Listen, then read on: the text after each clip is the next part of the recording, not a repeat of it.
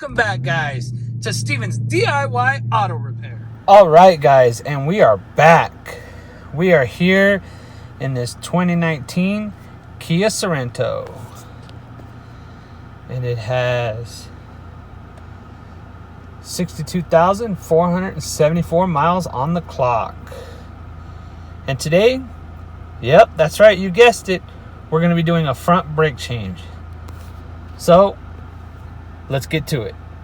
All right, guys, so we're going to go ahead and bust off these lug nuts. They're going to be a 21 millimeter.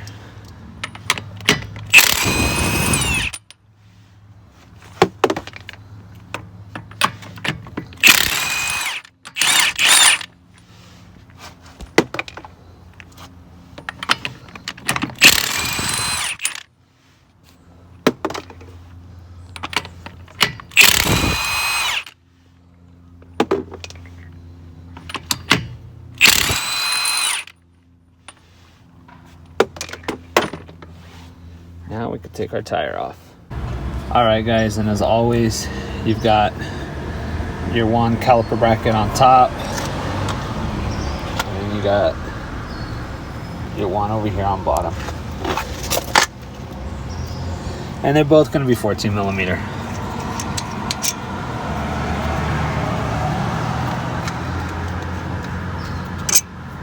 There we go. Okay, guys, so we just pulled our caliper bracket off, and then as always, you're gonna safely hang it out of the way, not putting a lot of pressure on your brake hose there, because you do not want to damage it. So now we're just gonna go ahead and take these little clips off. I'm not sure if the new pair come with it, so we're gonna set those aside.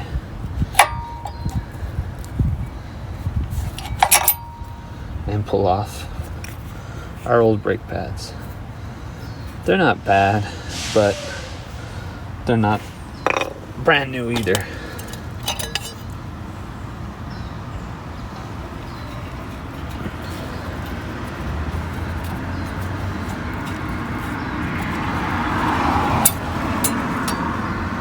We got our second one off.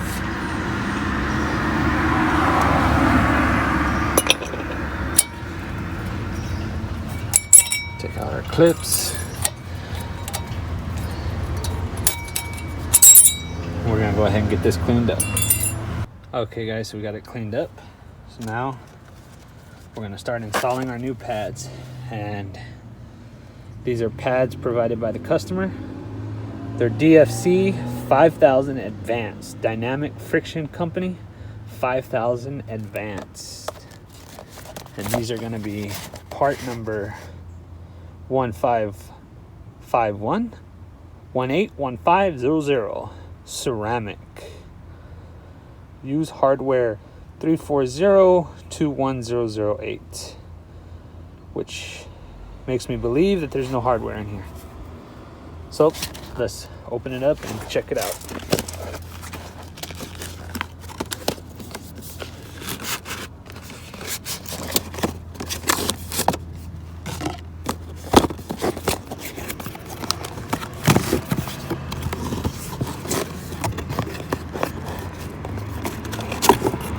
And that is correct. There is no hardware here, so we are going to have to reuse all of our old hardware. All right, guys, and just like always, you want to use some brake caliper grease on your contact points here. So now we're going to go ahead and install these, get that caliper put back on. All right, guys, so like I said, you want to go ahead and lube up your brakes. You want to lube up the contact points. Stop! What are you doing? It's a joke, guys. This is the old brake pad. This is the old brake pad. We're not using this. You never, ever, ever, ever, ever, ever want to put any kind of brake caliper grease or any kind of oil or anything on the brake pad surface that contacts the rotor. Because once you do something like this, when you try to press on your brakes and as your brake pad is trying to squeeze onto your rotor, there's not going to be any grip. There's not, guys. So like I was saying, you never want to put any kind of lubrication or any kind of chemicals or any kind of substance on your brake pad surface, because when you put it on and you attempt to apply the brakes, and as the caliper's trying to squeeze the brake pad against the rotor, there's not going to be any contact, there's not going to be any grip. This is going to have nothing to catch on to, and it's just going to slip, and you're not going to have brakes. So do not do this. Sorry guys, I thought I would break up the monotony and do something stupid like this and show you guys, just to kind of break up our routine brake job. So anyway, let's get back to some serious stuff. So we got our new brake pads put back on with our old hardware. Unfortunately, we just came over here to the brake caliper and we pressed back in our piston with our brake caliper tool here. We used one of the old brake pads to push back the piston. So now we're gonna go ahead and put our caliper bracket back on, torque it down to spec, and throw back on the wheel. And this is the passenger side. We're gonna be doing the driver's side, but don't worry guys, I'm not gonna bore you with that. We've done plenty of brake jobs, so we'll go ahead and do this, and that'll be the end of this video. Until next time. So important thing to note guys, you want to check your caliper pins here and make sure that they go in and out easily. They slide in and out.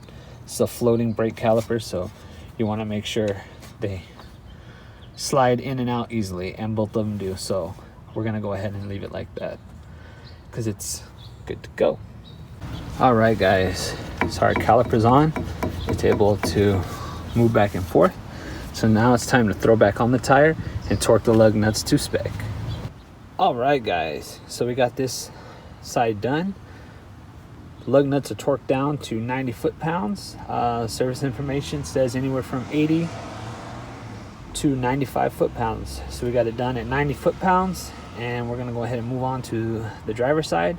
Don't worry, I'm not gonna bore you with that side. I'll bring you guys back once we're done, because we're gonna take it for a test drive, beat in the brakes, and then send it. So I'll bring you guys right back. All right guys, I did want to show you this on the driver's side.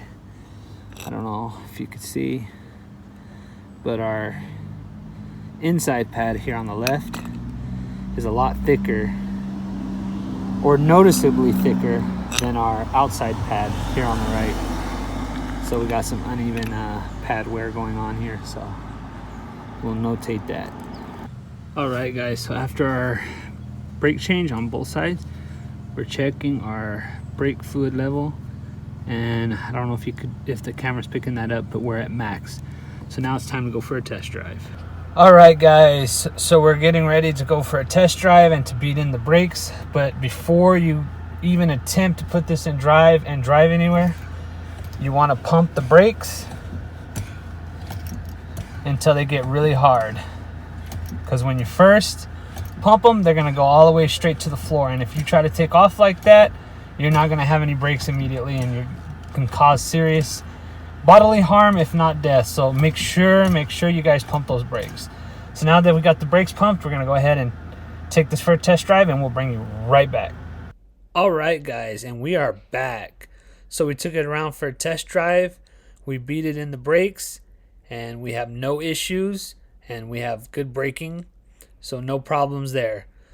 So there you go guys, there is a quick little video on how to change brakes in Kia Sorento. You guys have seen me do a lot of brake jobs before, and this is just another one. But there you have it guys. I hope you guys liked this video, and if you guys did, make sure to hit that like button. If you guys would like to be notified when I put out another video, make sure to hit that bell notification. And as always guys, please subscribe to my channel for more informational videos and DIY projects. Until next time guys, have a good one.